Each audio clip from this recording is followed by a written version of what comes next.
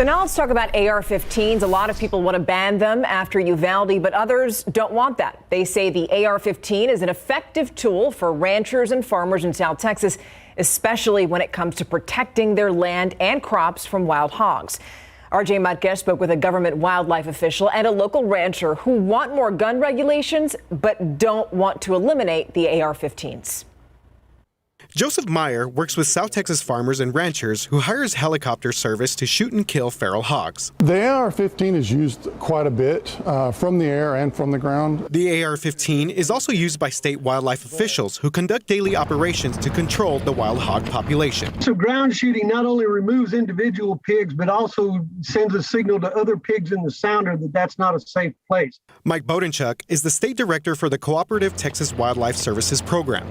He says these invasive species cause millions of dollars in damages to land and crops. We estimate damage to agriculture and natural resources in excess of $500 million a year in Texas alone. And while the state uses different methods to treat the problem, weapons like the AR-15 remain one of the department's most effective tools. Last year, we removed over 51,000 feral pigs to protect crops and agriculture. Meyer is a landowner also and believes more needs to be done for gun regulation, but eliminating the AR-15s altogether is not the answer. Restriction laws on age and stuff like that could make a difference. Mr. Meyer has been in business out here in Jourdanton for nearly 20 years, speaking with many farmers and ranchers. He's taken many of them out there on helicopter hog hunting trips, and he says that the use of an AR-15, according to these farmers and ranchers, is one of the most effective ways to control the feral hog population. And while the debate over the use of AR-15s remains front and center, Meyer and others feel that these types of firearms are needed for the livelihood of many people in rural farming areas. If the control were not in place,